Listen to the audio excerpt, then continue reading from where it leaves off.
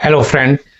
पिछली वीडियो में जो कल ही आपने वीडियो देखी जिसमें हमने 417 नंबर की गैस के बारे में बताया और ये बताया कि ये R22 का रिप्लेसमेंट है। आज जो गैस बताने जा रहे हैं वो भी R22 का रिप्लेसमेंट है, उसके बदले हम डाल सकते हैं। 417 बिल्कुल उससे प्रॉपर्टी उससे मिलती जुलती है, तेल वगैरह सब कुछ, प्रेशर वगैरह सब उससे, लेकिन 407C जो गैस है वो भी इसका रिप्लेसमेंट है।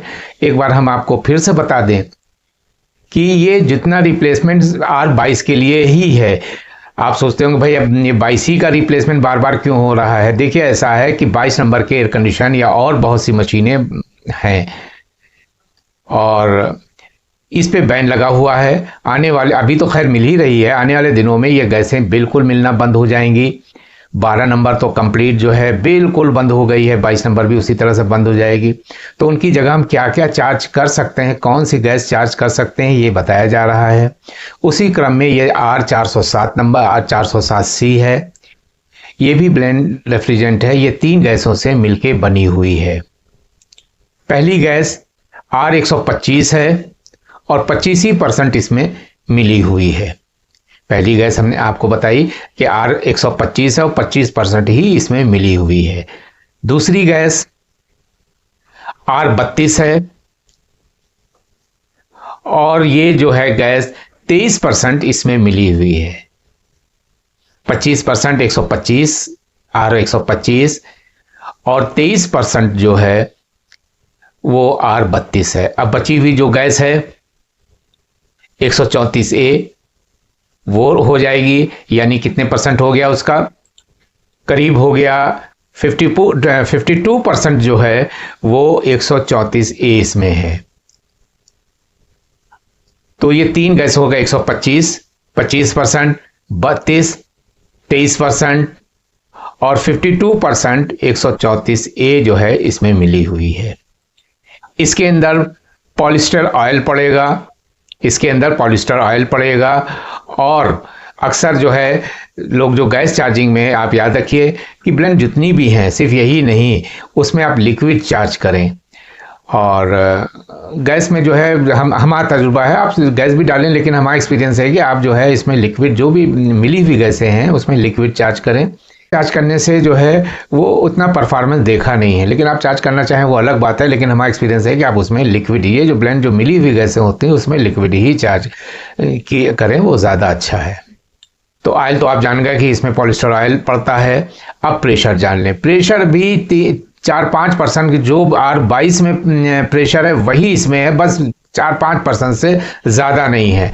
तो सेक्शन प्रेशर 75 से 80 पाउंड है, PSI है।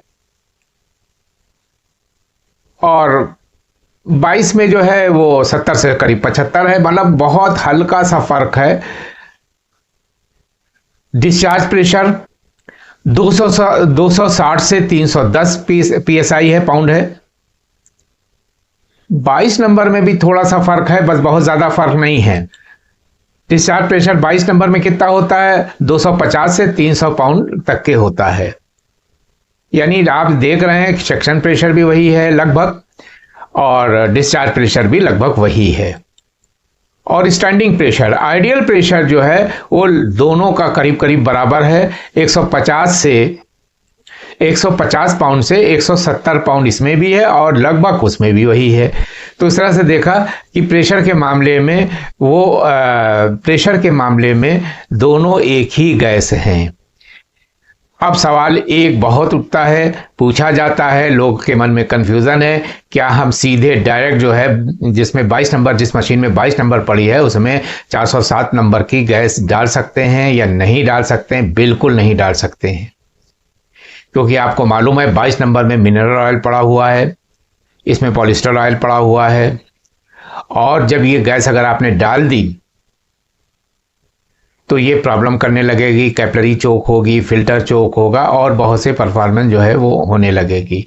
इसलिए अगर आप 407 नंबर की गैस डालना चाहते हैं तो आप उसके ऑयल चेंज करिए, बढ़िया सा फ्लैश करिए मशीन को और उसमें ऑयल चार्ज करिए। ऑयल चार्ज करने के बाद ही जो है उस मशीन में जिसमें 22 नंबर पड़ा हुआ था, अब आप 407 नंबर की गैस डाल सकते हैं। तो पिछले वीडियो में हमने 417 बताया, उसमें तो बिल्कुल सेम है, और इस वीडियो में हम 407 नंबर की गैस, क्योंकि गैस आने वाले दिनों में 22 नंबर लगभग ख़त्म हो जाएगी। अभी भी मुश्किल से मिलती तो है, लेकिन सब मुश्किल से मिलती है। तो अभी से आपको ये ध्यान में होना चाहिए कि अगर ये गैसें 22 नंबर नहीं मिलेगी तो हम कौन कौन सी गैसें हम डाल सकते हैं। ये 22 नंबर ये गैस जो है 407 नंबर की मीडियम टेम्परेचर, जैसे वाटर कूलर होता है जिसमें शीशे का दरवाज़ा लगा होता है, ये इमेज तो आप देख रहे हैं, इस तरह की मशीनें हैं। मीडियम क्लास के टेम्परेचर जो मशीनें होती हैं उसमें ये गैस डाली जाती है। तो इस वीडियो और पिछली वीडियो में आपने 22 नंबर का रिप्लेसमेंट समझा। अगर आपको ये वीडियो पसंद आए तो सब्सक्राइब कर दिए, लाइक कर दिए।